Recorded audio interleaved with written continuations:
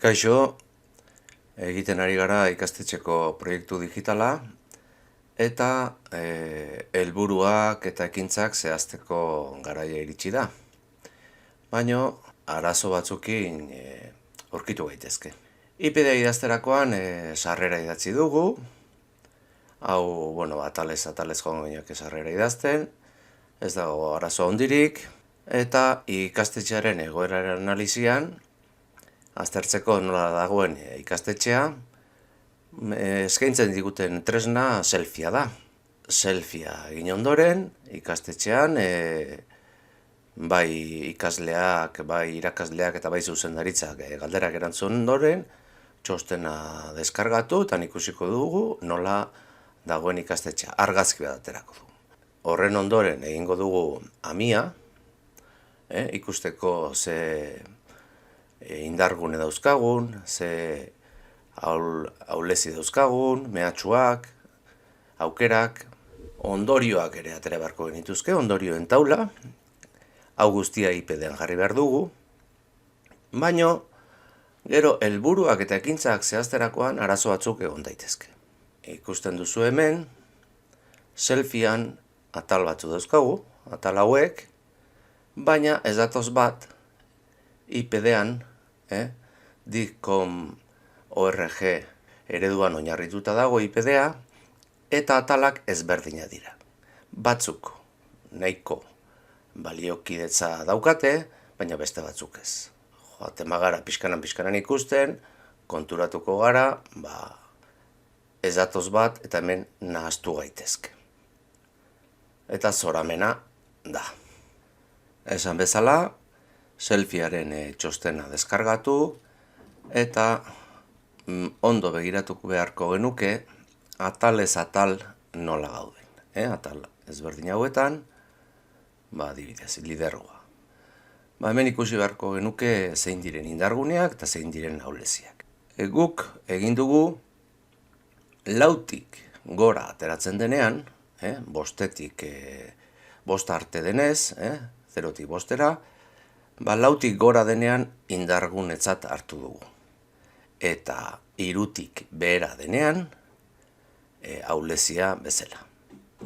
Baina hemen adibidez badaukagu oso justu gabiltza eta beraz hau hartu genezake ahulezi bezala. Eta hau formulatuko genuke helburu bezala, hau hobetzea. Eta beste atalekin, berdintxu joango gara, ikusten, nun gabiltzan oso justu, edo desorekan bat balin badago, adibidez hemen irakasleak esaten dutena, edo zuzendaritzak esaten dutena, ezberdintasuna dago. Orduan, desorekaren bat balin badago ere, ahulezi bezala hartu genezake.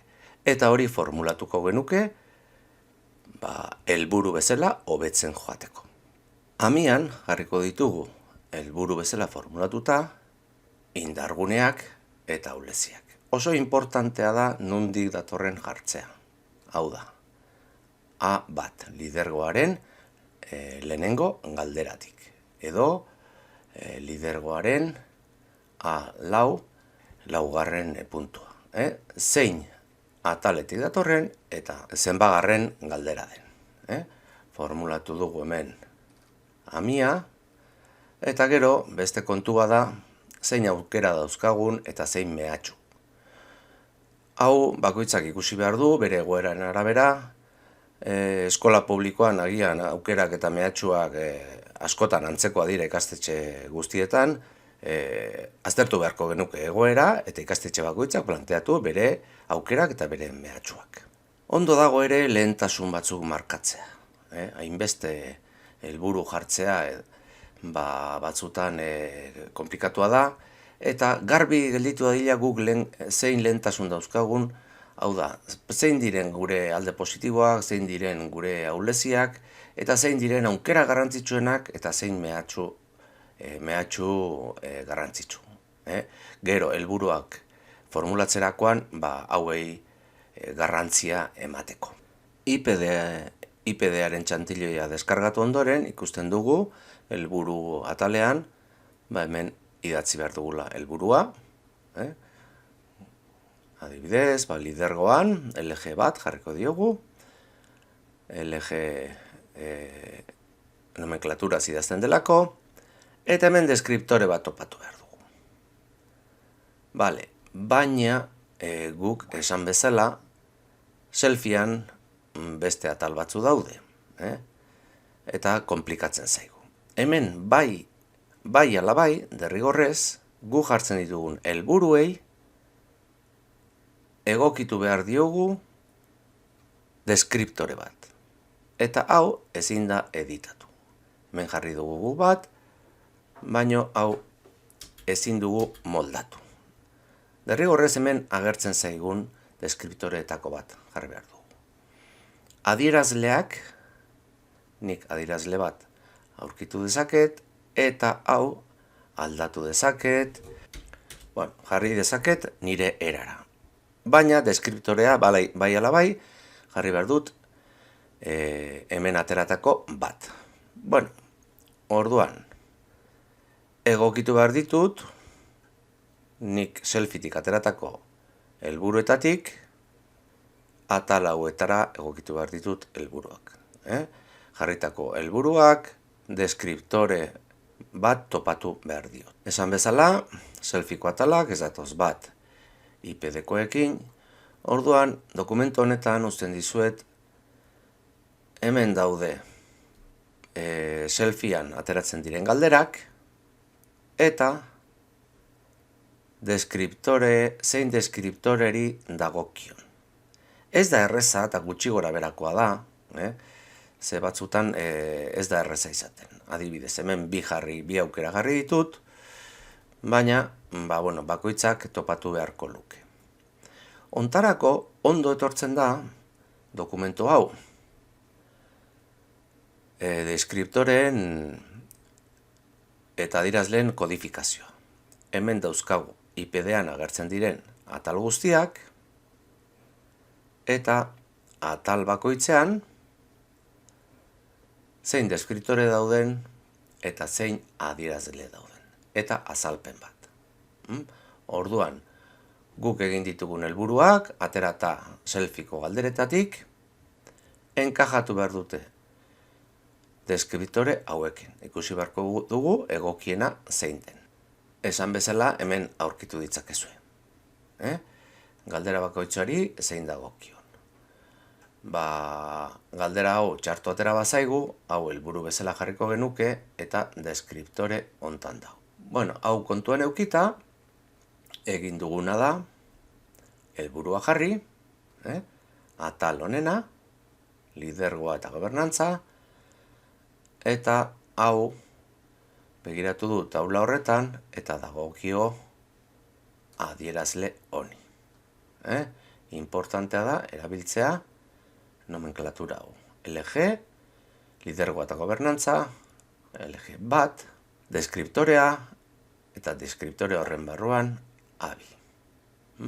Eta horrela joango ginake, formulatzen gure helburuak eta zein deskriptore eta adierazle duen. Ikusteko gero betetzen den edo ez. Badaude batzuk, selfietik kanpo gelditzen direnak, esan dugunak, aukerak eta mehatxuak. Batez ere guk helburuak aterako ditugu ahulezietatik eta mehatxuetatik.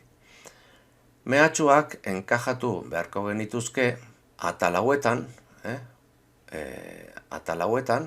begiratuta hau irakurri eta zein ataletan egokitu daiteken eta topatu deskriptore bat. Mehatxuen inguruko helburuak ez badakigu nun sartu, zein ataletan sartu, beti dago hemen, amaieran utzi digute, ikastetxeko berariazkoa.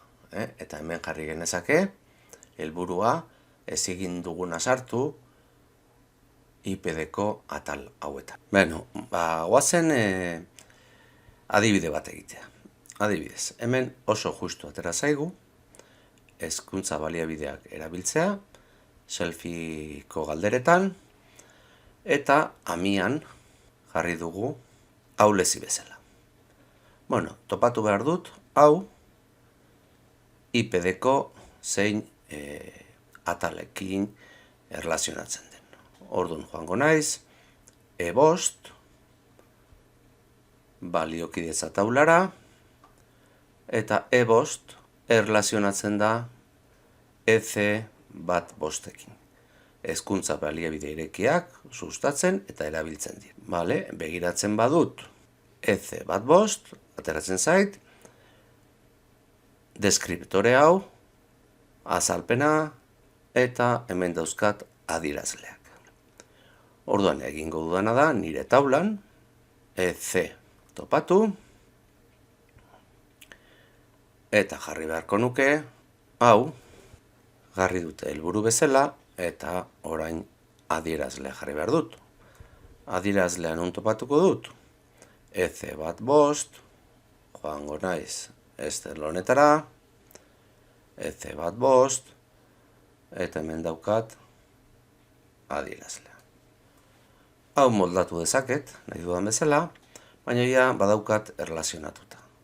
Eta ja IPD-ko txantiloira joaten naiz, lehenengo idatziko dut helburua, hemen EC, jarriko nuke EC1, ja zehazteko zenbagarren helburua den, eta 15 zen, orduan aukeratuko dut, hauxe, hezkuntza baliabide irekiak sustatu eta erabiltzen dira. Eta hemen aukeratzen dut hau, baina edita dezaket. Hemen jarri beharko nuke zenbatekoa adibidez, eta hemen helmugara iritsi garen edo ez. Eta gero sortu beharko genituzke ekintzak, eta epea jarri, hau errezagoa da metetzen. Importantea da gure helburuak, selfietik atera ditugun helburu hoiek, baliokidetza bat topatzea, deskriptoreetan, IPD-an datozten ataletan, enkajatu alizateko. Taulak, txantiloiak eta baliokidetza guzti horiek dauzkazue webgunean, hemen joan zaitezte begiratzen,